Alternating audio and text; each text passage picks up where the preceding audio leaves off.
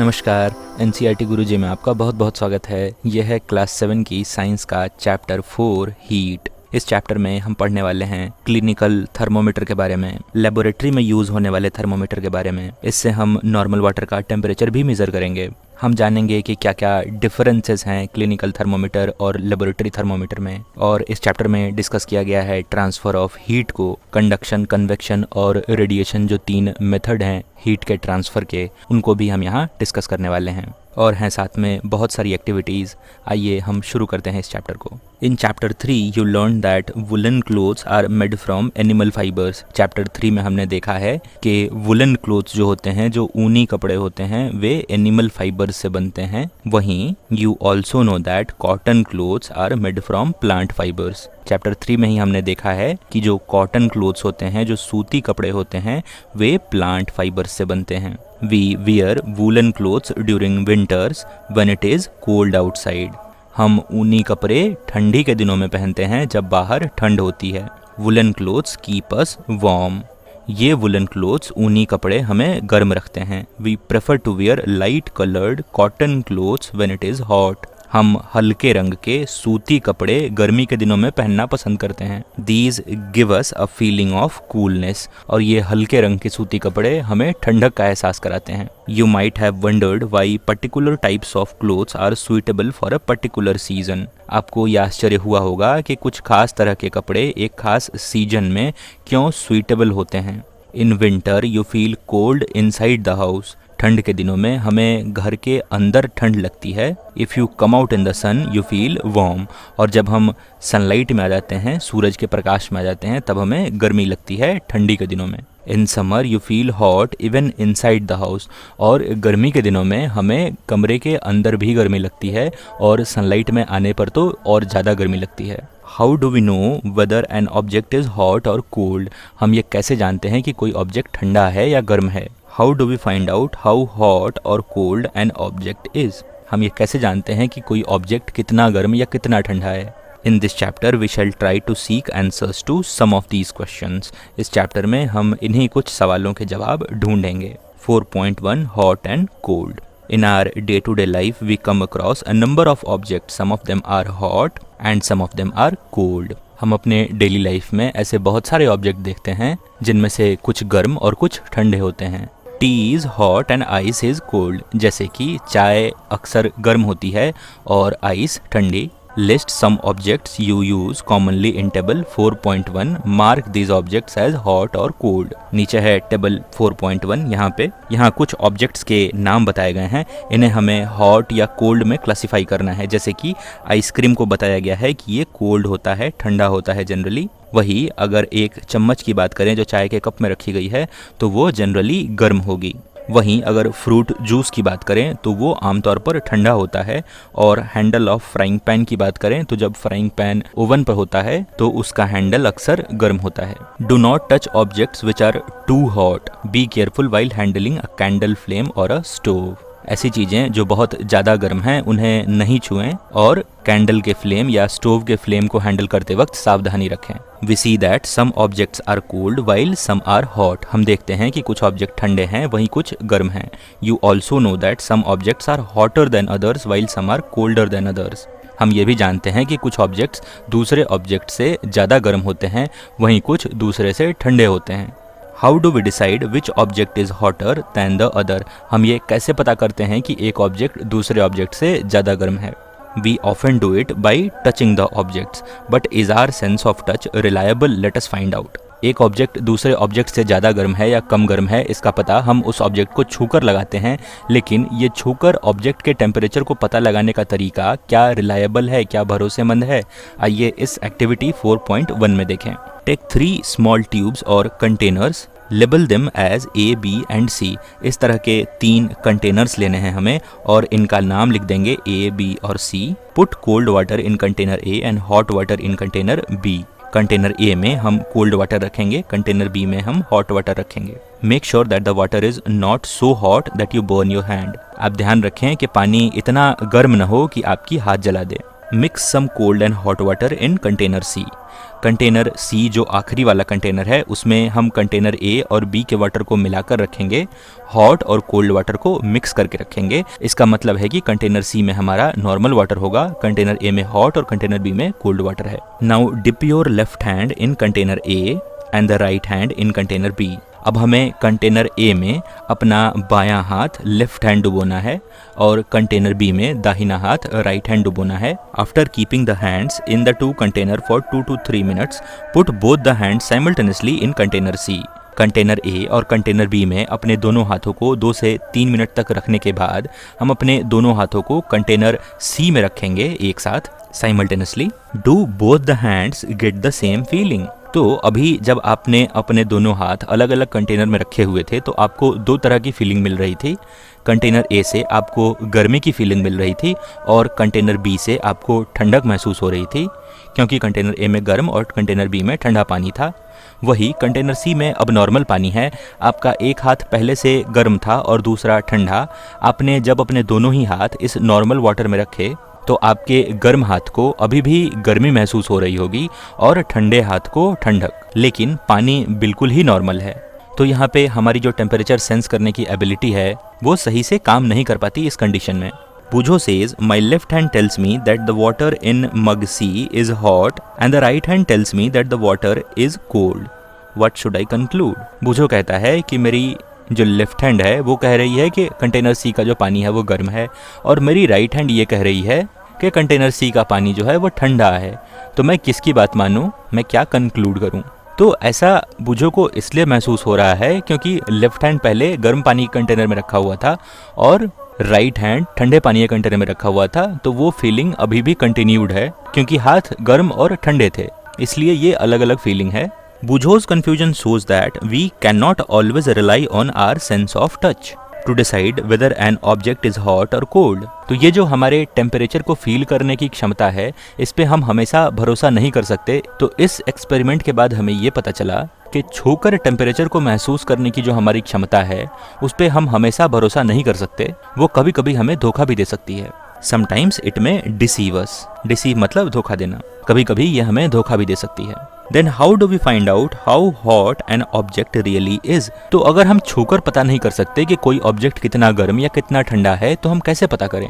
A reliable measure of the hotness of an object is its temperature. किसी object की hotness, कि object कितना गर्म है, इसका मेजर टेम्परेचर होता है। इसे हम टेम्परेचर में मेजर करते हैं। Temperature is measured by a device called thermometer.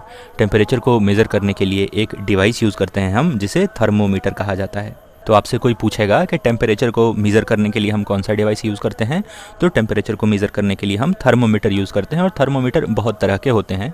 हम अपने बॉडी के टेम्परेचर को मेज़र करने के लिए अलग तरह का थर्मोमीटर यूज़ करते हैं, वहीं लेबोरेटरी में टेम्परेचर को मेज़र करने के लिए अलग तरह का थर्मोमीटर यूज़ होता है। इसके बारे में हम आगे देखेंगे। आइए देखते हैं कि थर्मोमीटर का यूज़ करके टेम्परेचर को एक्चुअली मेज़र किया कैसे जाता है, measuring temperature. Have you seen a thermometer? क्या आपने थर्मोमीटर देखा है? मोस्ट प्रोबेबली आपने देखा होगा। रिकॉल दैट व्हेन यू और someone else in your family had fever the temperature was measured by a thermometer. याद कीजिए, जब आपको या फिर आपके परिवार में किसी को बुखार हुआ हो तो उनके टेम्परेचर को थर्मोमीटर से मेजर किया गया होगा। The thermometer that measures our body temperature is called clinical thermometer. तो जिस थर्मोमीटर से हम अपने बॉडी के टेम्परेचर को मेजर करते हैं उसे क्लिनिकल थर्मोमीटर कहा जाता है। इसे आप कैसे याद रख सकते हैं? इसे आप ऐसे याद रख सकते हैं कि बॉडी का टेम्परेचर बढ़ता है जनरली बुखार में, फीवर में, और ये एक तरह की बीमारी है। और बीमारी के लिए हम कहाँ जाते हैं? डॉक्टर के पास जाते हैं, और डॉक्टर के पास क्लिनिक होता है। तो कुछ यही कारण है कि इसे क्लिनिकल थर्मोमीटर कहते हैं, कि ये थर्मोमीटर क्लिनिक्स में यूज़ होता है, डॉक्टर यूज़ करते हैं इसे। ये जस्ट एनालॉजी के लिए है, आप रिलेट कर पाएँ इसलिए है। बहरहाल थर्मोमीटर जिससे हम अपने बॉडी का टेम्परेचर मेजर करते हैं वो क्लिनिकल थर्मोमीटर है। Hold the thermometer in your hand and examine it carefully. तो क्लिनिकल थर्मोमीटर कुछ हमारा ऐसा होता है, आप इस थर्मोमीटर को हाथ में लेकर ऑब्जर्व कीजिए, एग्जामिन कीजिए। If you do not have a thermometer, request a friend to share it with you. अगर आपके पास एक थर्मोमीटर नहीं है तो आप अपने दोस्त से कहिए कि वो आपको शेयर करे। अ clinical thermometer looks like the one shown in figure 4.2। यह फिगर 4.2 क्लिनिकल थर्मोमीटर ऐसा दिखता है। अ clinical thermometer consists of a long narrow uniform glass tube. एक क्लिनिकल थर्मोमीटर के अंदर एक बड़ा लंबा ग्लास का ट्यूब होता है। It has a bulb at one end. इस ट्यूब के एक सिरे पर यहाँ एक बल्ब लगा होता है, जो चमकीला सिरा है उसे बल्ब कह रहे हैं। This bulb contains mercury. इस बल्ब में मरकरी होता है। मरकरी वो चमकीला मैटर है जो थर्मोमीटर के अंदर पाया जाता है। Outside the bulb a small shining thread of mercury can be seen. तो इस बल्ब के बाहर कुछ यहाँ आपको चमकती हुई मरकरी दिखाई भी दे सकती है। If you do not see the mercury thread, rotate the thermometer a bit till you see it. अगर आपको मरकरी दिखाई नहीं देती तो इसे जरा घुमाइए, रोटेट कीजिए, आपको मरकरी दिखाई देने लगेगी। You will also find a scale on the thermometer. इस थर्मोमीटर पे आपको एक स्केल भी दिखाई देगा इस तरह से। The scale we use is Celsius scale. जो स्केल हम यूज करते हैं वो सेल्सियस स्केल है। पहले फ़ारेनहाइट स्केल यूज किया जाता था। A clinical thermometer reads temperature from 35 degree Celsius to 42 degree Celsius. एक क्लिनिकल थर्मोमीटर के टेम्परेचर मेजर करने का रेंज 35 डिग्री सेल्सियस से 42 डिग्री सेल्सियस तक होता है। बुझो wonders which of the two scales shown in figure 4.2 he should read. Figure 4.2 में यहाँ पे दो स्केल्स दिखाए गए हैं। नीचे वाला फ़ारेनहाइट है, ऊपर वाला सेल्सियस है। बुझो अब ये सोच रहा है कि वो टेम्परेचर किस चीज में रीड करे, सेल्सियस वाले स्केल में रीड करे कि फ़ारेनहाइट वाले स्केल में रीड करे। Paheli told him that India has adopted the Celsius scale and we should read that scale. Paheli ने बुझो को कहा कि इंडिया ने सेल्सियस स्केल को अपनाया है और हमें टेम्परेचर सेल्सियस स्केल में ही रीड करना चाहिए। The other scale with range 94 to 108 degree is the Fahrenheit scale. It was used earlier. इसे पहले इस्तेमाल किया जाता था फ़ारेनहाइट स्केल को। आप आज भी देखेंगे लोग टेम्परेचर फ़ारेनहाइट स्केल में ही बताते हैं, हमें लेकिन सेल्सियस यूज करना चाहिए। Activity 4.2 reading a thermometer. Thermometer को किस तरह रीड करते हैं। Let us learn how to read a thermometer. First note the temperature difference indicated between two bigger marks. तो दो जो बड़ी बड़ी डंडियां हैं इस टेम्परेचर स्केल में, इनके बीच का टेम्परेचर डिफरेंस कितना है वो आप जानिए। तो जिस तरह एक बड़ी डंडी यहाँ 36 के पास है और दूसरी 37 के पास, तो इन दोनों के बीच का डिफरेंस 1 है। 37 माइनस 36 करेंगे तो आपको 1 मिलेगा। Also note down the number of divisions shown by smaller marks between these marks. तो दो बड़े बड़े लाइनों के बीच में जो छोटे छोटे लाइन्स है उन्हें भी काउंट कीजिए। Suppose these bigger marks read 1 degree and there are 5 divisions between them, then one small division can read 1/5, that is 0.2 degree Celsius. मान लेते हैं कि दो बड़ी डंडियों के बीच में 1 डिग्री सेल्सियस टेम्परेचर का डिफरेंस है और इनके बीच में 5 छोटे छोटे लाइन्स हैं। तो हर जो छोटा सेल होगा, जो छोटी जगह होगी, वो हमें 1/5 that is 0.2 degree Celsius temperature दिखाएगी, डिनोट करेगी। आप इस वाले थर्मोमीटर में अगर देखें तो यहाँ 36 और 37 के बीच में आपको 10 डिविजन्स दिखाई देंगे। तो इसका मतलब है कि यहाँ का जो एक छोटा सा सेल है वो हमें 1/10 that is 0.1 degree Celsius denote करके देगा। अभी कुछ प्रिकॉशंस हमें ध्यान देने चाहिए क्लिनिकल थर्मोमीटर को यूज़ करते वक्त। वो क्या हैं उसके बारे में देखते हैं। Thermometer should be washed before and after use, preferably with an antiseptic solution. Thermometer को यूज़ करने के पहले और यूज़ करने के बाद धोना चाहिए और अगर संभव हो तो एक एंटीसेप्टिक सॉल्यूशन से धोना चाहिए। Ensure that before use the mercury level is below 35 degree Celsius. Thermometer को यूज करने से पहले आप ये मेक श्योर करें कि जो टेम्परेचर की रीडिंग है थर्मोमीटर में वो 35 डिग्री सेल्सियस से नीचे है। Read the thermometer keeping the level of mercury along the line of site. जब आप टेम्परेचर को रीड कर रहे हो थर्मोमीटर में तो उसे अपनी आंख के सामने रख के उसे टिल्ट कीजिए ताकि चमकती हुई मर्करी आपको दिखाई दे। Handle the thermometer with care. If it hits against some hard surface it can break. Thermometer को सावधानी से पकड़िए, अगर किसी हार्ड ऑब्जेक्ट से वो टकराएगी तो टूट जाएगी। Don't hold the thermometer by the bulb while reading it. Thermometer को रीडिंग लेते वक्त उसके बल्ब पर मत पकड़िए, ऐसा करने से आपका टेम्परेचर बढ़ या घट सकता है, आपको रीडिंग सही नहीं मिलेगी ऐसा करने से। तो ये कुछ प्रिकॉशंस हैं जो हमें क्लिनिकल थर्मोमीटर यूज करते वक्त ध्यान रखने चाहिए। Wash the thermometer preferably with an antiseptic solution. एक एंटीसेप्टिक सॉल्यूशन से हमें थर्मोमीटर को धोना चाहिए। अगर एंटीसेप्टिक सॉल्यूशन नहीं है तो हम वाटर का यूज कर देते हैं जनरली थर्मोमीटर को धोने के लिए। Hold it firmly and give it a few jerks. Thermometer में अगर पहले से कुछ रीडिंग होती है तो उसे हम जोर से पकड़ के जर्क करते हैं, झाड़ते हैं, जिससे वो 35 डिग्री सेल्सियस वाले मार्क पर चला जाता है। The jerk will bring the level of mercury down. Ensure that it falls below 35 degree Celsius. जर करने से मरकरी का लेवल नीचे जाएगा और आप उसे तब तक जर कीजिए जब तक मरकरी का लेवल 35 डिग्री सेल्सियस से नीचे न चला जाए। Now place the bulb of the thermometer under your tongue. Thermometer का जो मेटालिक पार्ट है, जो चमकीला पार्ट है, जो बल्ब है उसका, उसे अपनी जीभ के नीचे रखिए। After 1 minute take the thermometer out and note the reading. अब उसे अपनी जीभ के बाहर निकालकर हाथ में पकड़कर उसकी रीडिंग को नोट कीजिए। This is your body temperature. ये आपके शरीर का टेम्परेचर है। The temperature should always be stated with its unit degree Celsius. हम अपने बॉडी टेम्परेचर को हमेशा डिग्री सेल्सियस में बताएंगे। What did you record as your body temperature? आपने जब ये एक्टिविटी परफॉर्म करी, आपने जब अपने बॉडी के टेम्परेचर को मेजर किया, तो आपको अपनी बॉडी टेम्परेचर कितनी पता चली? The normal temperature of human body is 37 degree Celsius. Normal human body का टेम्परेचर 37 डिग्री सेल्सियस होता है। Note that the temperature is stated with its unit. ध्यान दें कि यहाँ पे टेम्परेचर को टेम्परेचर के यूनिट के साथ बताया गया है। केवल 37 नहीं बताया गया है, 37 डिग्री सेल्सियस बताया गया है। तो आप भी जब किसी को टेम्परेचर बताएं तो उसके यूनिट के साथ बताएं। Paheli measured her body temperature. She got worried as it was not exactly 37। Paheli ने भी अपने बॉडी का टेम्परेचर मेजर किया और उसने पाया कि उसके बॉडी का टेम्परेचर एग्जैक्टली 37 नहीं आया, तो वो घबरा गई। आइए पहेली को एश्योर करते हैं कि उसके साथ कुछ गलत नहीं है। Activity 4.3 measure the body temperature of some of your friends at least 10 with a clinical thermometer. अपने कुछ दोस्तों के बॉडी टेम्परेचर को मेजर कीजिए, कम से कम 10 दोस्तों के बॉडी टेम्परेचर को मेजर कीजिए और उसे ऐसे एक टेबल में नोट डाउन कीजिए, आपके दोस्त का नाम और उसका बॉडी टेम्परेचर डिग्री सेल्सियस में। Record your observation as in table 4.2। 4.2 में हम अपना ऑब्जर्वेशन रिकॉर्ड करेंगे। Is the body temperature of every person 37 degree Celsius. तो अब जब आपने 10 लोगों के बॉडी टेम्परेचर को नोट किया तो क्या सभी लोगों का बॉडी टेम्परेचर 37 डिग्री सेल्सियस है? तो ऐसा नहीं होगा। The temperature of every person may not be 37 degree Celsius. हर आदमी के बॉडी का टेम्परेचर 37 डिग्री सेल्सियस नहीं हो सकता। It could be slightly higher और स्लाइटली लोअर।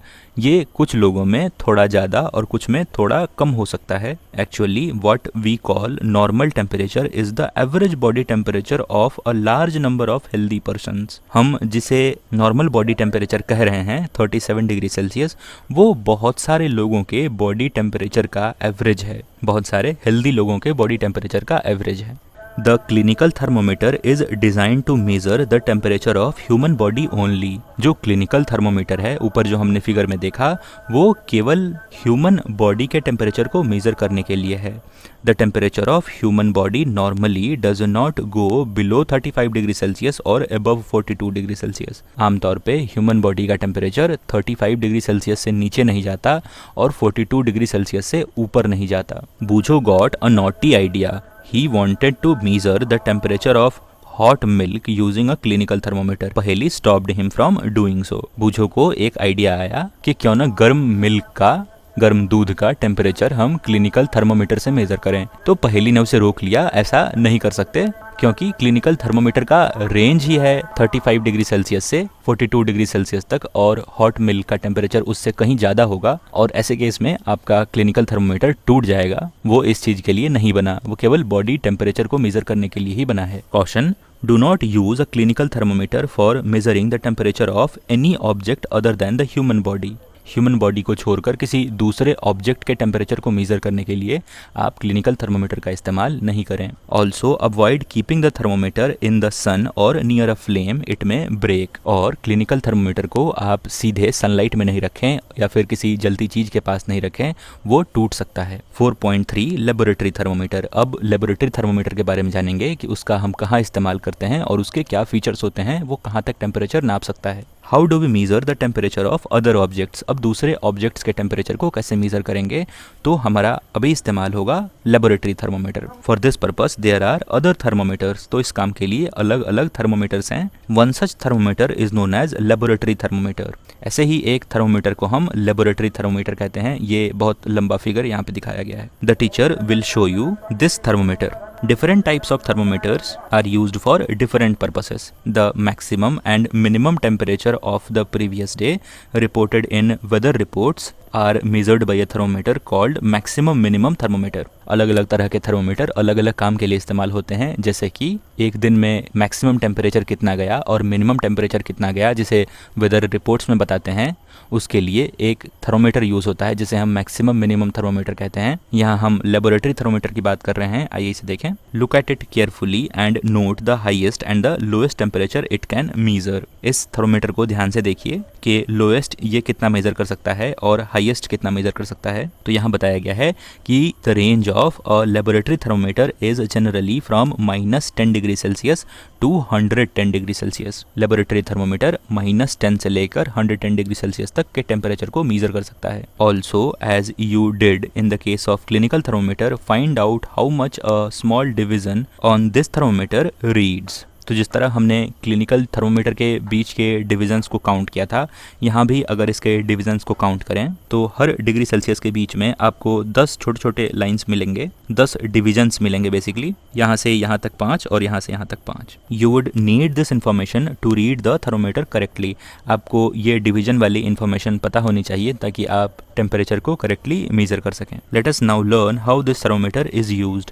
आइए जानें कि क्लिनिकल थर्मोमीटर को किस तरह यूज करते हैं। Activity 4.4, take some tap water in a beaker और अ मग। एक मग या फिर एक बीकर में हमें नल का पानी लेना है। Dip the thermometer in water so that the bulb is immersed in the water but does not touch the bottom और sides of the container. Laboratory thermometer को हम अपने उस बीकर या फिर मग के वाटर में डुबोएंगे कुछ इस तरह कि जो थर्मोमीटर का बल्ब है वो बीकर या मग के बेस को टच न करे और साइड्स को भी टच न करे। Hold the thermometer vertically, observe the movement of mercury in the thermometer. हमें अपने थर्मोमीटर को इस तरह से वर्टिकली पकड़ना है और मरकरी का जो भी मूवमेंट होगा थर्मोमीटर में उसे ऑब्जर्व करना है। Wait till the mercury thread becomes steady. इस वर्टिकल पोजीशन में हम लोग तब तक रहेंगे जब तक मरकरी ऊपर बढ़ना रुक नहीं जाता, स्थिर नहीं हो जाता। Note the reading, this is the temperature of water at that time. जो रीडिंग हमें यहाँ मरकरी स्थिर होने के बाद, स्टेडी होने के बाद मिलेगी,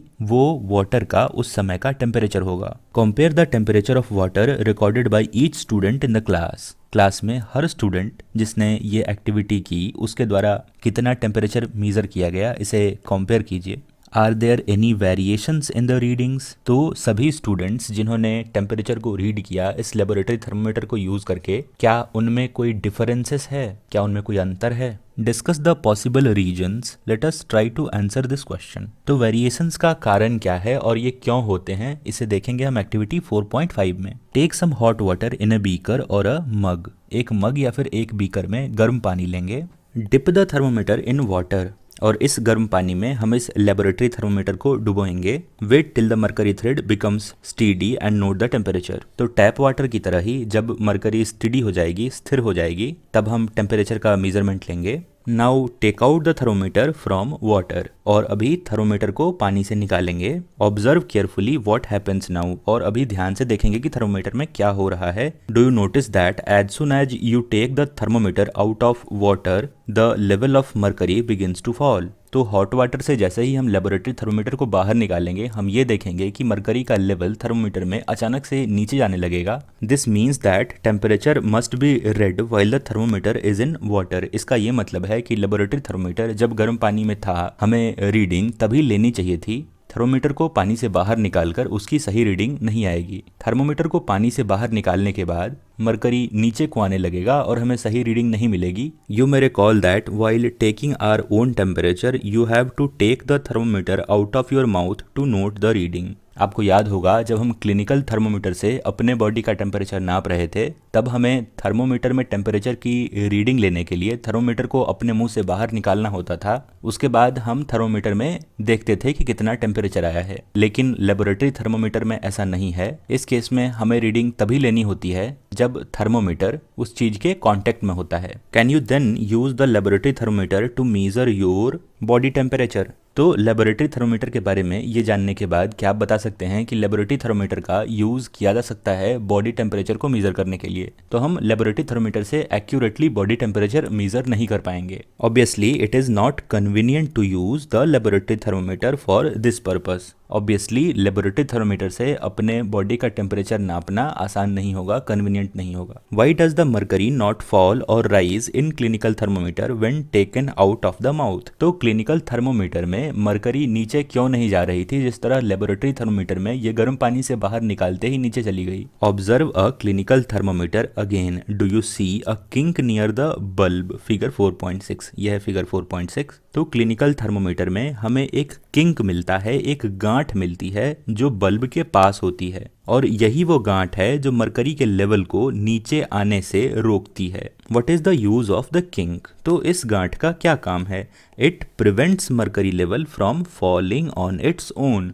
तो लेबोरेटरी थर्मोमीटर में जिस तरह मरकरी का लेवल अपने आप ही नीचे गिरने लगा था, क्लिनिकल थर्मोमीटर में ये किंक, ये गांठ इसे प्रिवेंट करती है, रोकती है। There is a lot of concern over the use of mercury in thermometers. Thermometer में मरकरी के यूज़ को लेकर काफ़ी चिंता है। Mercury is a toxic substance and is very difficult to dispose of if a thermometer breaks. Mercury एक जहरीला substance है और जब थर्मोमीटर टूटता है और वहाँ से जो मरकरी निकलती है उसे डिस्पोज करना काफ़ी डिफ़िकल्ट है। These days digital thermometers are available which do not use mercury. आजकल कुछ इस तरह के डिजिटल थर्मोमीटर मार्केट में अवेलेबल हैं जो मरकरी का इस्तेमाल नहीं करते। 4.4 ट्रांसफर ऑफ हीट। अब जानेंगे हीट ट्रांसफर के बारे में। You might have observed that a frying pan becomes hot when kept on a flame. आपने देखा होगा जब फ्लेम पे फ्राइंग पैन को रखा जाता है तो वह गर्म हो जाती है। It is because the heat passes from the flame to the utensil. ऐसा इसलिए होता है कि फ्लेम से जो गर्मी निकल रही है वह बर्तन में चली जाती है। When the pan is removed from the fire it slowly cools down. और जब आग से पैन को हटा लिया जाता है तो पैन वापस से ठंडी हो जाती है। Why does it cool down? तो अभी पैन गर्म क्यों हुई और फिर से ठंडी कैसे हो गई? The heat is transferred from the pan to the surroundings. Pan जब गर्म हो रही थी तो फ्लेम का हीट पैन को गर्म कर रहा था। अभी पैन ठंडी हो रही है तो पैन से निकला हीट सराउंडिंग एयर में जा रहा है। So you can understand that in both cases the heat flows from a hotter object to a colder object. तो पैन के गर्म होने में या पैन के ठंडे होने में, दोनों ही केस में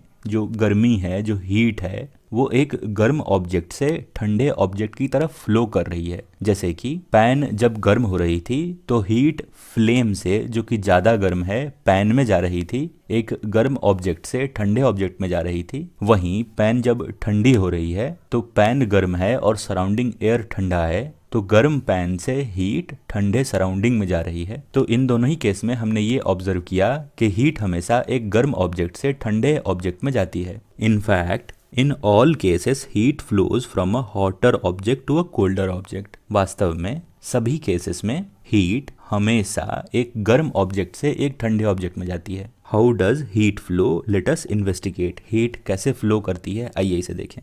एक्टिविटी 4.6। टेक अ रॉड और फ्लैट स्ट्रिप ऑफ मेटल, से ऑफ एल्यूमिनियम और आयरन।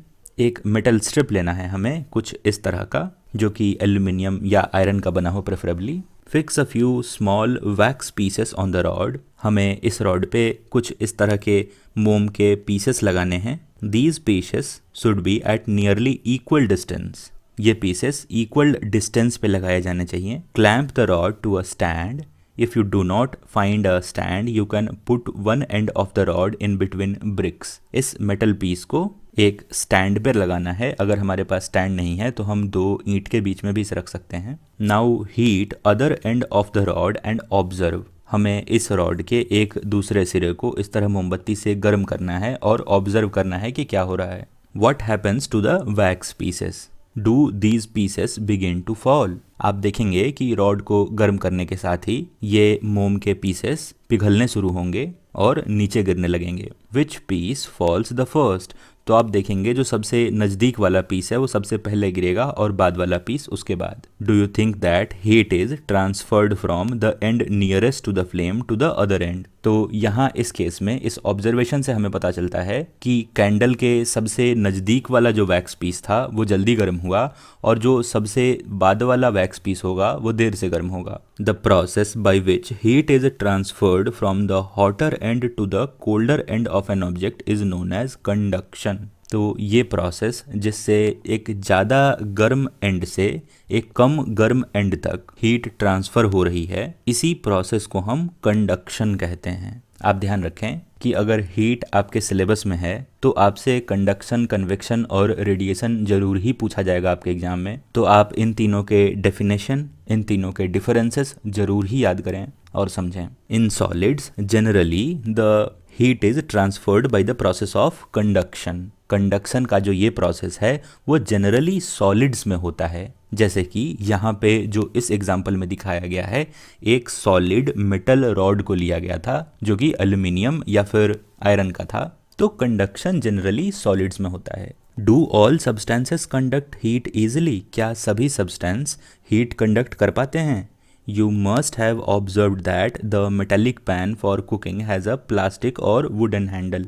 आपने देखा होगा जिस पैन में खाना बनाया जाता है उसका हैंडल प्लास्टिक या फिर लकड़ी का होता है। Can you lift a hot pan by holding it from the handle without getting hurt? तो हम ये देखते हैं कि हैंडल से पकड़कर गर्म पैन को आसानी से उठाया जा सकता है। वही अगर पैन में हैंडल नहीं लगा होता तो गर्म पैन को उठाते वक्त हमारा हाथ जल जाता। Activity 4.7 heat water in a small pan और अ बीकर। एक छोटे पैन या बीकर में पानी गर्म करेंगे। Collect some article such as steel spoon, plastic scale, pencil and divider. इन चीज़ों को इकट्ठा करेंगे, स्पून, प्लास्टिक स्केल, पेंसिल और डिवाइडर को। Dip one end of each of these articles in hot water, wait for a few minutes, touch the other end, enter your observation in table 4.3। तो यहाँ है टेबल 4.3। एक एक object जो हमने लिया है उसे गर्म पानी में डुबोने के बाद क्या उसके दूसरे सिरे तक गर्मी हमें महसूस हो रही है, इस बात को यहाँ इस टेबल में नोट करना है। तो जैसे कि स्टील स्पून जो हमने लिया वो मेटल का बना था और उसके दूसरे एंड तक हमें गर्मी महसूस होगी जब हम उसे गर्म पानी में रखेंगे। उसी तरह प्लास्टिक स्केल प्लास्टिक का बना है और उसके दूसरे सिरे तक हमें गर्मी महसूस नहीं होगी। पेंसिल जो कि वुड का बना है उसके भी दूसरे सिरे तक हमें गर्मी महसूस नहीं होगी। तो इस तरह से आप कंप्लीट कर सकते हैं इस टेबल 4.3 को। The materials which allow heat to pass through them easily are conductors of heat. वैसे मटेरियल्स जो अपने से होके हीट को पास करने देते हैं वे कंडक्टर्स कहलाते हैं। For example aluminium, iron and copper are good conductors. The material which do not allow heat to pass through them easily are poor conductors of heat such as plastic and wood. Poor conductors are known as insulators. वैसे materials जो अपने से होके heat को पास नहीं करने देते हैं उन्हें हम पुअर कंडक्टर्स कहते हैं और पुअर कंडक्टर्स को ही इंसुलेटर भी कहा जाता है। तो आप कंडक्टर्स और इंसुलेटर में डिफरेंस बता सकते हैं। तो यहाँ से आपसे कंडक्टर और इंसुलेटर में क्या डिफरेंसेस है ये पूछा जा सकता है। The water and air are poor conductors of heat. Water और एयर से होके हीट आसानी से पास नहीं होता, इसलिए ये पुअर कंडक्टर ऑफ हीट है। Then how does heat transfer take place in these substances, let us find out. तो जो कि वाटर और एयर हीट का पुअर कंडक्टर है तो इनसे होके हीट कैसे पास करती है, आइए इसके बारे में देखें एक्टिविटी 4.8 में। Take a round bottom flask, if flask is not available a beaker can be used. Flask आप नीचे की फिगर में देखेंगे, ये है फ्लास्क और इसका जो बॉटम है वो गोला है तो इसे ही राउंड बॉटम फ्लास्क कहा जा रहा है। और अगर आपके पास फ्लास्क नहीं है तो आप इस तरह के बीकर्स भी यूज़ कर सकते हैं जो हमें लैब में मिलते हैं। Fill it 2/3 with water. इस फ्लास्क को हम 2/3 भर देंगे, 2/3 तक भर देंगे पानी से। Place it on a tripod और make some arrangement to place the flask in such a way that you can heat it by placing a candle below it. इस फ्लास्क को एक ट्राईपॉड पे या फिर कुछ इस तरह रखेंगे कि इसके नीचे हम एक कैंडल लगाकर इसे गर्म कर सकें। Wait till the water in the flask is still.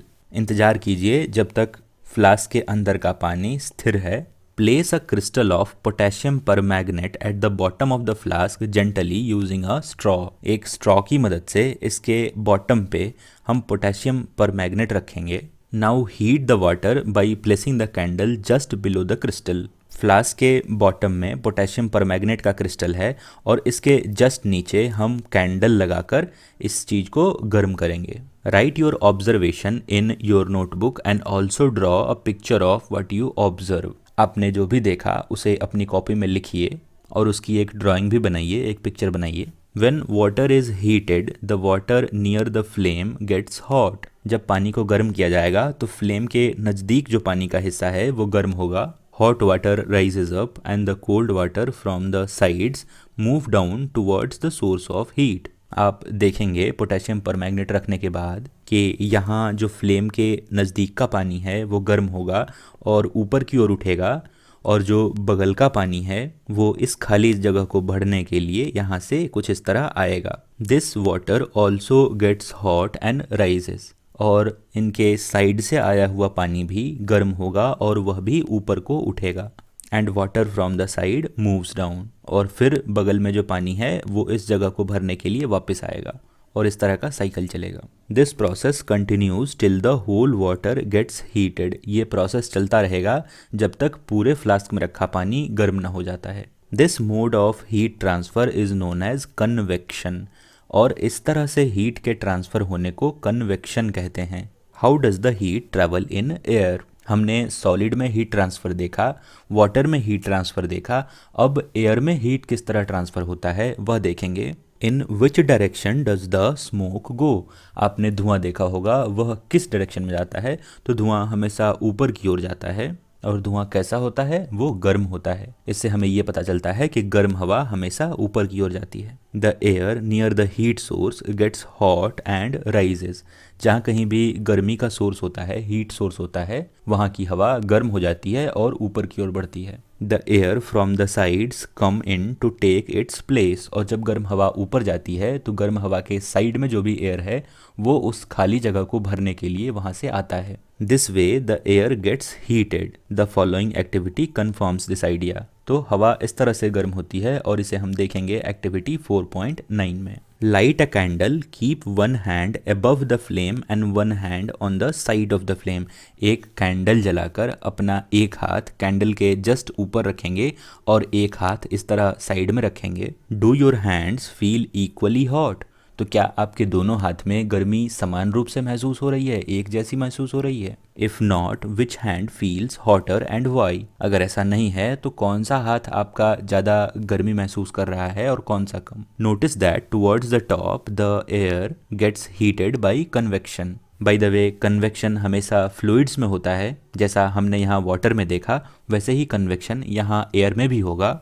और कैंडल के पास का एयर गर्म होता जाएगा और ये ऊपर की ओर उठेगा और हमें हाथ में गर्मी महसूस होगी. Therefore the hand above the flame feels hot. और यही कारण है कि ऊपर वाले हाथ में गर्मी ज़्यादा महसूस होगी कन्वेक्शन के कारण. On sides however there is no convection and air does not feel as hot as at the top. तो जैसा टॉप पे कन्वेक्शन हो रहा है वैसा कन्वेक्शन साइड्स में नहीं हो रहा, इसलिए आपको टॉप में ज़्यादा गर्मी महसूस होगी बगल वाले के मुकाबले. The people living in coastal areas experience an interesting phenomena.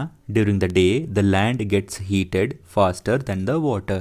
जो लोग समुद्री इलाके में रहते हैं वहाँ एक इंटरेस्टिंग फिनोमिना होता है, वो ये कि दिन के समय जो ज़मीन है वो ज़्यादा गर्म होती है पानी के मुकाबले. The air over the land becomes hotter and rises up. तो लैंड के ऊपर जो भी एयर है वो गर्म हो जाती है और ऊपर को जाती है. The cooler air from the sea rushes in towards the land to take its place. समुद्र के ऊपर का पानी जो ठंडा है वो लैंड के ऊपर के खाली एयर के जगह को भरने के लिए आती है. The warm air from the land moves towards the sea to complete the cycle. और ये गर्म एयर जो कि ऊपर उठा था वो सी वाले खाली एयर के स्पेस को भरने के लिए जाता है और ये साइकिल इस तरह चलता रहता है. The warm air from the land moves toward the sea to complete the cycle. The air from the sea is called sea breeze. और ये जो ठंडी हवा समुद्र की ओर से आती है इसे ही हम सी ब्रीज कहते हैं. To receive the cooler sea breeze the windows of the houses in coastal areas are made to face the sea.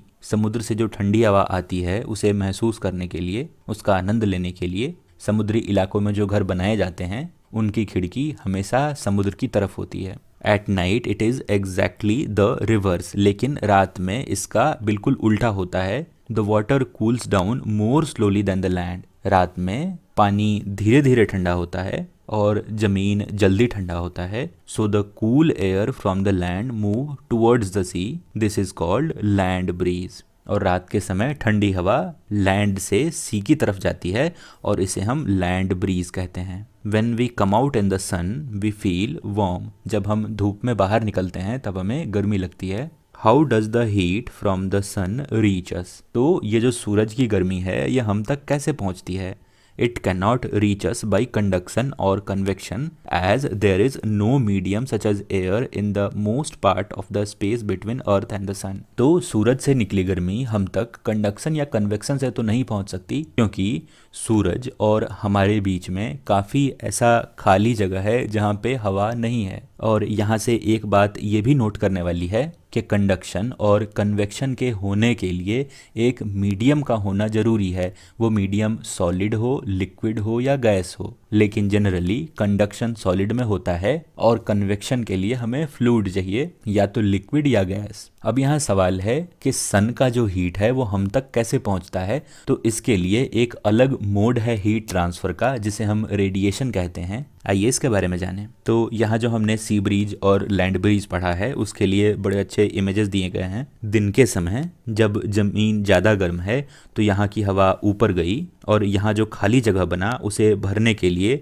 समुद्र से ठंडी हवा आती है और यहाँ ये खिड़कियाँ बनी हैं ताकि इस ठंडी हवा का आनंद ले सके ये घर वाले। और रात के समय का ये सीन है कि ज़मीन ज़्यादा ठंडी हो गई और समुद्र का पानी अभी भी गर्म है, तो यहाँ से ठंडी हवा समुद्र की ओर जा रही है। तो ये लैंड ब्रीज है, ये सी ब्रीज है। सी से हवा आ रही है इसलिए सी ब्रीज, लैंड से हवा जा रही है इसलिए लैंड ब्रीज। दिन के समय ठंडी हवा आती है, रात के समय ठंडी हवा जाती है। आइए देखें सन से हीट कैसे पहुंचती है हम तक। From the sun heat comes to us by another process known as radiation. Sun से जो गर्मी हम तक पहुंचती है वो रेडिएशन से पहुंचती है। हम कंडक्शन, कन्वेक्शन और रेडिएशन में एक कंपैरिजन देखेंगे इसके कंप्लीट होने के बाद। The transfer of heat bye radiation does not require any medium.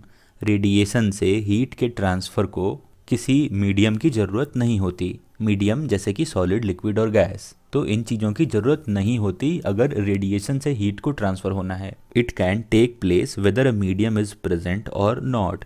ये रेडिएशन तब भी हो सकता है जब एक मीडियम प्रेजेंट हो या प्रेजेंट नहीं हो। When we sit in front of a room heater we get heat by this process. जब हम एक रूम हीटर के सामने बैठते हैं तो हमें गर्मी रेडिएशन से महसूस होती है। A hot utensil kept away from the flame cools down as it transfer heat to the surrounding by radiation. एक गर्म बर्तन ठंडा हो जाता है क्योंकि वो रेडिएशन से अपने सराउंडिंग एयर में हीट ट्रांसफ़र करता है। Our body too gives heat to the surrounding and receives heat from it by radiation. हमारा शरीर भी जब गर्म होता है तो हीट रेडिएट करता है सराउंडिंग्स में, और सराउंडिंग से हीट रेडिएशन से रिसीव भी करता है। All hot bodies radiate heat. जितने भी गर्म चीज़ें हैं वे हीट रेडिएट करते हैं। रेडिएशन के माध्यम से, रेडिएशन के मीडियम को यूज़ करके हीट को स्प्रेड करते हैं। When this heat falls on some object, a part of it is reflected, a part of it is absorbed and a part may be transmitted. जब ये रेडिएटेड हीट किसी object पे पड़ता है तो उस हीट का एक हिस्सा रिफ्लेक्ट हो जाता है, एक हिस्सा एब्जॉर्ब हो जाता है और उसका एक पार्ट ट्रांसमिट भी हो सकता है, मतलब फैल सकता है। The temperature of the object increases due to the absorbed part of the heat. Radiation से रिसीव्ड हीट का जो हिस्सा एब्जॉर्ब हो गया उसी से बॉडी का टेम्परेचर बढ़ता है। Why are you advised to use an umbrella when you go out in the sun. तो जब आप खुली धूप में बाहर निकलते हैं तो आपको अम्ब्रेला यूज़ करने क्यों कहा जाता है? ताकि आप इस सन के रेडिएशन से बच सकें। 4.5 kinds of cloth we wear in summer and winter. किस तरह के कपड़े हम गर्मी में या फिर विंटर के समय पहनते हैं। इससे पहले आइए देखें कंडक्शन, कन्वेक्शन और रेडिएशन के बीच में क्या क्या डिफरेंसेस हैं, एक कंपैरिजन चार्ट। तो मैंने यहाँ पे डिफरेंसेस बताने की कोशिश की है, आइए इसे देखें। सबसे पहला डिफरेंस है कंडक्शन, कन्वेक्शन और रेडिएशन में, कि कंडक्शन में हीट जो ट्रांसफ़र होता है वो डायरेक्ट कांटेक्ट से होता है। जिस तरह हम आयरन रॉड को या स्ट्रिप को गर्म कर रहे थे, या फिर जब फ्राइंग पैन हीट होता है तो फ्लेम डायरेक्टली फ्राइंग पैन को गर्म करती है, कांटेक्ट में होते हैं दोनों, फ्लेम और फ्राइंग पैन। तो पॉइंट है कि कंडक्शन के लिए डायरेक्ट कांटेक्ट जरूरी है, और ये कंडक्शन जनरली सॉलिड्स में होता है, जैसा कि हमने फ्राइंग पैन या मेटल रॉड के केस में देखा है। अगला है कॉन्वेक्शन। कॉन्वेक्शन में हीट जो पास होता है वो फ्लूइड्स में होता है, और इसे हमने देखा है लिक्विड और गैसेस में, वाटर में और एयर में। अपने एक्सपेरिमेंट में, अपनी एक्टिविटीज़ में हमने ये देखा है। तीसरा मोड है हमारा रेडिएशन। रेडिएशन में हीट जो फ्लो होता है वो एम्प्टी स्पेस में होता है, इसके लिए किसी मीडियम की ज़रूरत नहीं होती। ये एक इलेक्ट्रोमैग्नेटिक वेव के फॉर्म में ट्रांसफ़र होता है, जैसे कि लाइट। सन से जो हीट हम तक पहुंचती है वो लाइट के थ्रू पहुंचती है, सनलाइट के थ्रू पहुंचती है, और लाइट एक तरह का इलेक्ट्रोमैग्नेटिक वेव है। आइए देखें अगला डिफरेंस। कंडक्शन के होने का कारण टेम्परेचर डिफरेंस है, जैसा कि हमने अपने मेटल स्ट्रिप में देखा कि हम जब उसके एक सिरे को गर्म करते हैं तो हीट धीरे धीरे दूसरे सिरे तक जाती है। दूसरा सिरा पहले ठंडा था, एक सिरा गर्म होता है, तो ये टेम्परेचर में डिफरेंस है दोनों सिरे में, इसलिए कंडक्शन के माध्यम से हीट ट्रांसफर हो रही है। तो कंडक्शन के होने का कारण है टेम्परेचर डिफरेंस। वही अगर कन्वेक्शन का कारण देखें तो कन्वेक्शन के होने का कारण है डेंसिटी में डिफरेंस। डेंसिटी में डिफरेंस से मतलब ये कि अगर हम एयर का एग्जांपल लें तो हवा जब गर्म होती है तो ऊपर को जाती है, और गर्म हवा हल्की भी होती है, और जब हवा किसी खास जगह से ऊपर चली गई तो यहाँ एक खाली जगह बनती है, और जहाँ हवा ठंडी है वहाँ पूरी घनी हवा है, उसकी डेंसिटी पूरी है। लेकिन यहाँ जब कुछ हवा ऊपर चली गई तो यहाँ की डेंसिटी कम हो जाती है, तो ज़्यादा डेंसिटी की हवा कम डेंसिटी वाले हवा को भरने के लिए आती है। कंडक्शन का कारण यही है। यहाँ मैंने एयर का एग्जाम्पल लिया है, आप वाटर का एग्जाम्पल में भी देखेंगे तो सेम चीज़ ही हो रही है। अगर हम रेडिएशन का कारण देखें तो रेडिएशन हर ऑब्जेक्ट से होता है, जो भी गर्म ऑब्जेक्ट है वो हीट रेडिएट करेगी। Occurs from all object at temperature greater than absolute zero, मतलब जिस भी ऑब्जेक्ट का टेम्परेचर 0 से ज़्यादा है वो हीट रेडिएट कर रही है। और कंडक्शन, कन्वेक्शन और रेडिएशन से हीट किस स्पीड से ट्रांसफ़र होती है उसके बारे में है कि कंडक्शन से जो हीट ट्रांसफ़र होता है वो धीरे धीरे होता है, ये प्रोसेस स्लो है। अगला है कॉन्वेक्शन। कॉन्वेक्शन से भी जो हीट ट्रांसफ़र होता है वो भी स्लो है, लेकिन कंडक्शन से तेज है, और रेडिएशन से जो हीट ट्रांसफ़र होता है वो तेज़ी से होता है, ये फास्ट है। तो मुझे उम्मीद है आपको कंडक्शन, कन्वेक्शन और रेडिएशन में डिफरेंसेस पता चले होंगे। आइए हम अपने चैप्टर पे वापस चलते हैं। हम देख रहे हैं सेक्शन 4.5। यहाँ हम काइंड्स ऑफ क्लोथ के बारे में देखने वाले हैं जो हम गर्मी के दिनों में और ठंडी के दिनों में पहनते हैं। You know that in summer we prefer light coloured clothes and in winter we usually wear dark coloured clothes. Why is it so? Let us find out. गर्मी के दिनों में हम हल्के रंग के कपड़े पहनते हैं, वहीं ठंड के दिनों में हम गहरे रंग के कपड़े पहनते हैं, डार्क कलर्ड क्लोथ पहनते हैं, ज़्यादा रंगीन कपड़े पहनते हैं। ऐसा क्यों है, आइए पता करें इस एक्टिविटी 4.10 में। Take 2 identical tin cans. Tin से बने 2 कैन लेने हैं। Paint the outer surface of one black and of the other white. एक कैन के बाहरी सरफेस को काले रंग से रंग देंगे, दूसरे को उजले रंग से। Pour equal amount of water in each and leave them in midday sun for about an hour. इन दोनों ही कैन में बराबर मात्रा में पानी भरेंगे और दोपहर की धूप में उन्हें 1 घंटे के लिए बाहर रख देंगे। Major the temperature of water in both the cans. 1 घंटे के बाद दोनों ही कैन में पानी कितना गर्म है यह मेजर करेंगे। Do you find any differences in the temperature? तो आपको दोनों ही कैन के टेम्परेचर ऑफ वाटर में डिफरेंस मिलेगा, अंतर मिलेगा। काले वाले कैन का पानी ज़्यादा गर्म मिलेगा आपको, और उजले वाले कैन का पानी आपको कम गर्म मिलेगा। In which can is the water warmer? तो हमें काले वाले कैन में वार्मर वाटर मिला। You can feel the difference even by touching water in the 2 cans. इन दोनों ही कैन के टेम्परेचर डिफरेंस को आप छूकर भी महसूस कर सकते हैं। Activity 4.11। Fill the 2 cans used in activity 4.10 with the same amount of hot water at the same temperature, say at 60 degree Celsius. अभी इन्हीं दोनों कैन को लेंगे और इनमें 60 डिग्री सेल्सियस पे गर्म पानी दोनों में भर देंगे। Leave the cans in a room और इन अ शेड। इन दोनों कैन को एक छांव वाली जगह में या फिर एक कमरे में रख देंगे। Note the temperature of water after 10 to 15 minutes. 10 से 15 मिनट बाद इनके टेम्परेचर को वापस से मेज़र करेंगे। Does the temperature of water in both the cans fall by the same amount. तो क्या इन दोनों ही कैंस में जो टेम्परेचर वाटर का कम हुआ वो एक जैसा था। Do these activities suggest to you the reason why it is more comfortable to wear white or coloured clothes in summer and dark coloured clothes in winter.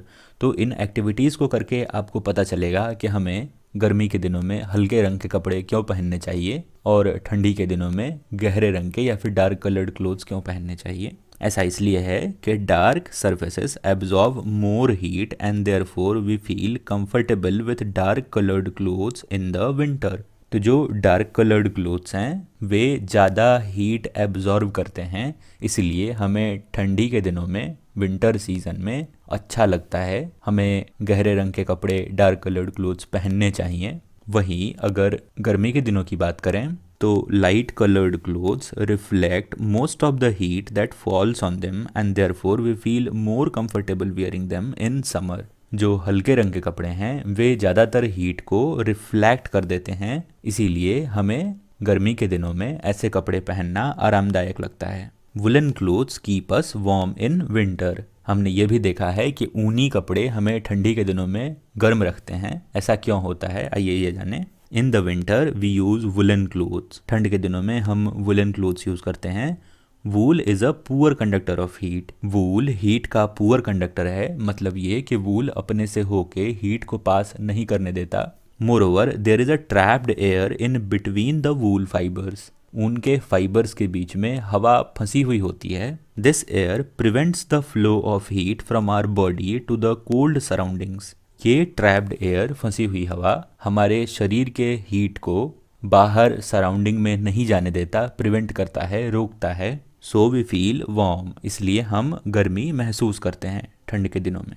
Suppose you are given the choice in winter of using either one thick blanket और two thin blankets join together, what would you choose and why. अगर आपको choice दिया जाता है कि आपको एक मोटी कंबल दी जाएगी या फिर दो पतले कंबल दिए जाएंगे तो आप क्या चुनेंगे और क्यों। तो हमें दो पतले कंबल चुनने चाहिए, क्योंकि दो पतले कंबल के बीच में हवा ट्रैप्ड होगी और वो पुअर कंडक्टर ऑफ हीट है, उससे हमारे शरीर का जो हीट है वो बाहर नहीं निकल पाएगा और हमें ज़्यादा गर्मी महसूस होगी। तो एक मोटे कंबल के बजाय हमें दो पतले कंबल चुनने चाहिए।